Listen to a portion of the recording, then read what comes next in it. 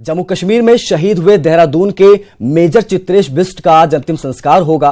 Old Nehru colony स्थित आवास पर अंतिम दर्शन के लिए आज उनका पार्थिव शरीर लाया जाएगा, जहां लोग उनके अंतिम दर्शन कर सकेंगे। इसके बाद मेजर को पूरे सैन्य सम्मान के साथ अंतिम विदाई दी जाएगी। बता दें कि जम्मू कश्मीर के एलओसी पर राजौरी जिले के नौशेरा सेक्टर में पाकिस्तान के बॉर्डर एक्शन टीम यानी बैट की ओर से बिछाई गई आईईडी को डिफ्यूज करते हुए विस्फोट में सेना के मेजर चित्रेश बिष्ट शहीद हो गए थे। मुख्यमंत्री त्रिवेंद्र सिंह रावत ने परिजनों के प्रति सांत्वना व्यक्त करते हुए इस घटना पर गहरा दुख जताया है।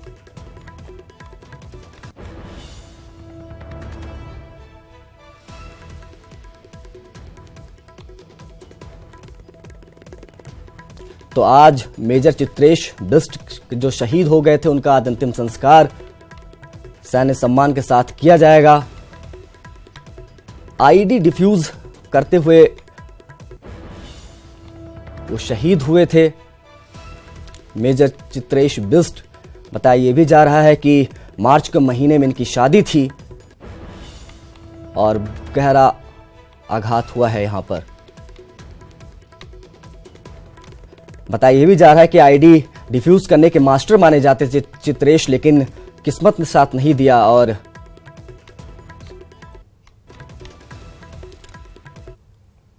तो जम्मू कश्मीर के राजौरी में शहीद हुए मेजर चित्रेश बिष्ट के परिवार पर दुखों का पहाड़ टूट पड़ा है। चित्रेश के पिता एमएस बिष्ट कल तक चित्रेश की शादी की तैयारियों में जुटे हुए थे, लेकिन अचानक आई एक सूचना ने पूरे माहौल को मातम में तब्दील कर दिया। ये रिपोर्ट देखिए।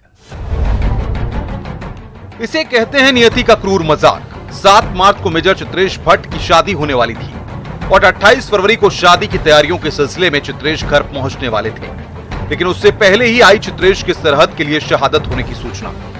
परिवार को इस अनहोनी पर विश्वास ही नहीं हो रहा है। शुक्रवार को करीब 15 मिनट तक माता पिता की चित्रेश से बातचीत हुई थी। मेजर चित्रेश बिष्ट एक कोर ऑफ इंजीनियर्स के बहुत ही होनहार अधिकारी थे। 55 इंजीनियर रेजिमेंट के थे। वो राजौरी में अपनी यूनिट के साथ डिप्लॉयड थे और ये बहुत ही दुखद समय है जब हमको ये सूचना मिली। शहीद के घर पर लोगों की भारी भीड़ जुटी हुई है। हर कोई नम आंखों के साथ शहीद को श्रद्धांजलि व्यक्त कर रहा है। जनप्रतिनिधियों के आने का क्रम भी जारी है। विधानसभा अध्यक्ष हरबंश कपूर, कांग्रेस प्रदेश अध्यक्ष प्रीतम सिंह ने भी आवास पर पहुंचकर प्रभावित परिवार को ढांढस बंधाया।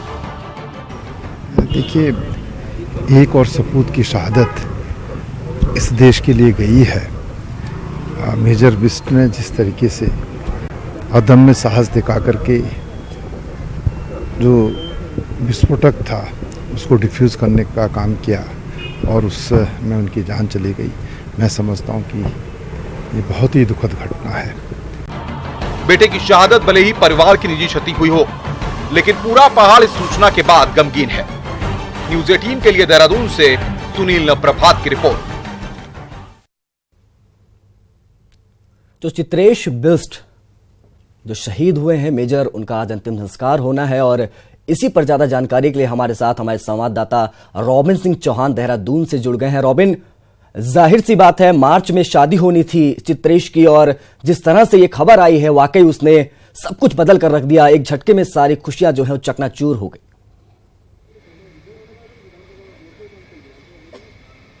देखिए, बिल्कुल आशीष, इस समय हम वहीं उनके मकान के आगे, घर के आगे खड़े हुए हैं और जो अब कुछ देर में लगभग 8:30 बजे के आसपास जो उनका पार्थिव शरीर है वो यहाँ पर लेकर आया जाएगा और उसकी तैयारियां जो है पुलिस प्रशासन द्वारा की जा रही हैं। आप देख सकते हैं कि तमाम जो पुलिस के जो जवान हैं वो यहाँ पे आए हुए हैं चीज़ों को व्यवस्थित करने के लिए। ये भी कहा जा रहा है कि आज जनरल विपिन रावत भी हरिद्वार में शामिल हो सकते हैं। जो हरिद्वार में जो क्रिमिशन होना है उनका, उसमें वो शामिल हो सकते हैं। इस बात की संभावनाएं फिलहाल जताई जा रही हैं। तो इस समय माहौल बेहद गमगीन है और पुलवामा की जो घटना हुई थी उसके ठीक एक दिन बाद ये घटना हुई और जहां पे मेजर चित्रेश बिष्ट जो है उनकी शहादत हुई। 3 जो बम हैं वो डिफ्यूज वो कर चुके थे और चौथा बम डिफ्यूज करते हुए उनको ये शहादत देनी पड़ी। और बड़ी बात यह है, देखिए, उनकी 7 मार्च को शादी भी होनी थी, तो जिस घर में शादी की खुशियों की तैयारी चल रही थी वहां पर फिलहाल एक तरीके से आप देखेंगे कि मातम बिल्कुल पसरा हुआ है। तो ये इस समय बड़ी दुख की घड़ी है और इसको लेकर पूरे प्रदेश में आक्रोश है। जिस तरीके से सीआरपीएफ के जवानों के शव प्रदेश में आए थे, जो प्रदेश के जवान थे, उसके बाद चित्रेश बिष्ट की जो पार्थिव शरीर है वो कल लाया गया। अभी उसे मिलिट्री हॉस्पिटल में रखा गया है। कल 11:30 बजे के आसपास विमान द्वारा उसको लाया गया था और उसे एमएच में रखा गया था, क्योंकि उसकी बड़ी वजह ये थी कि वो शरीर जो है वो उस स्थिति में नहीं था कि उसके अंतिम दर्शन परिवार वालों को कराए जा सके। बहुत शत विक्षत स्थिति में वो था, क्योंकि ब्लास्ट के बाद इस स्थिति में नहीं था। वो शव जो है उसको घर पे लाया जाता है, इसलिए 8:30 बजे आज सुबह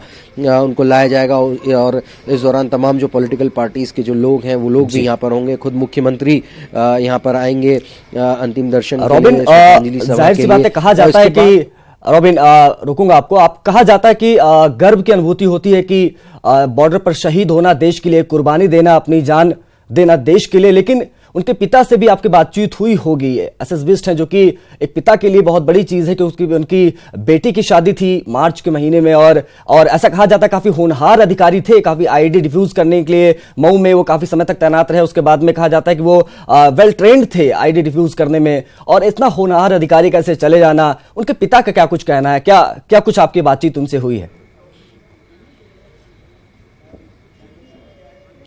देखिए, परिवार की जो स्थिति है अभी इस तरीके की स्थिति है ही नहीं कि वो उनसे किसी तरीके की बातचीत की जाए। लेकिन जो उनके आसपास के लोग हैं या जो उनके रिश्तेदार हैं उनसे जब बातचीत की जा रही है तो वो ये साफ तौर पर बता रहे हैं कि कुछ ही दिन पहले उनसे बातचीत हुई थी, मेजर चित्रेश से बात हुई थी उनके परिवार की। ये कहा था कि भाई शादी होने वाली है, अब जल्दी घर लौट आइए।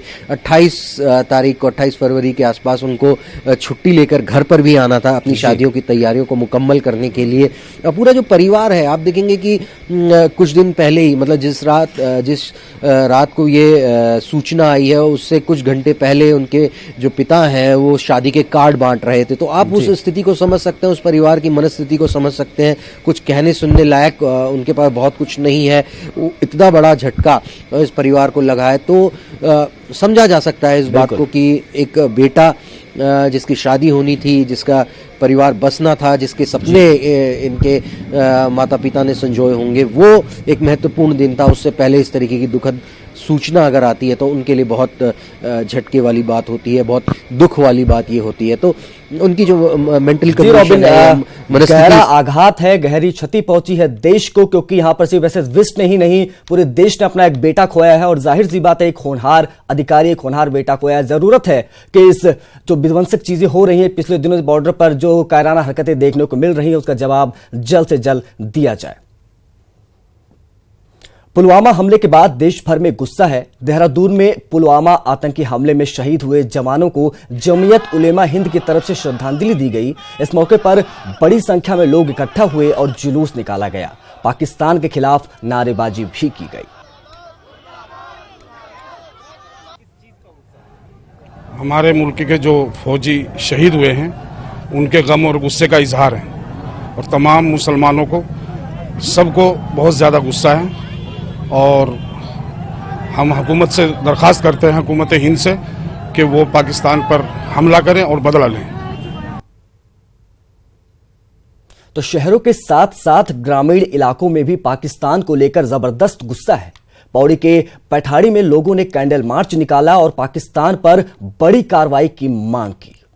राज्य की त्रिवेंद्र सरकार आज विधानसभा में आम बजट पेश करेगी। चुनावी साल में बजट के लोक लुभावन होने की संभावना बताई जा रही है। वित्त मंत्री प्रकाश पंत वित्तीय वर्ष 2019-20 के लिए बजट अनुमान सदन पटल पर आज प्रस्तुत करेंगे। सरकार बजट में खेती और किसानों के साथ स्वरोजगार, सहकारी क्षेत्र और जैविक खेती को विशेष प्रोत्साहन के लिए घोषणाएं कर सकती है। इससे पहले सरकार ने 15 फरवरी को बजट पेश करना था, लेकिन पुलवामा आतंकी हमले में शहीद हुए जवानों के शोक में इसे टाल दिया गया था।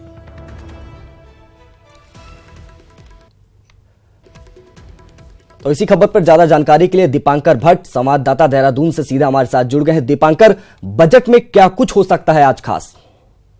आशीष त्रिवेंद्र रावत सरकार का तीसरा बजट आज वित्त मंत्री प्रकाश पंत शाम 4 बजे विधानसभा के पटल पर रखेंगे जी। और पिछली बार ये बजट तकरीबन 45,585 करोड़ का था जी। और उम्मीद ये जता रहे विशेषज्ञ कि इस बार इसमें 10% की बढ़ोतरी के साथ ही तकरीबन 50,000 करोड़ का बजट आज वित्त मंत्री पेश कर सकते हैं। खास बात यह है कि लोकसभा चुनाव सर पर है और राज्य सरकार बिल्कुल नहीं चाहेगी कि किसी को भी नाराज किया जाए, इसलिए किसान, बेरोजगार और महिलाओं पर विशेष ध्यान सरकार के इस बजट में रह सकता है। और उत्तराखंड में अभी भी 18 सालों में ये स्थिति नहीं आ पाई है कि आप राजस्व किसी क्षेत्र से कमा पा रहे हो, पर्यटन से, ऊर्जा से। तो एक कर्ज के बीच आपको एक बैलेंस भी बनाना है और वोटर को नाराज भी नहीं करना है। तो इस सब का मिला जुला असर आज के बजट में दिखने वाला है। जी दीपांकर, बिल्कुल नजर बनाकर रखिए, आप आगे भी आपसे अपडेट लेंगे। फिलहाल के लिए शुक्रिया।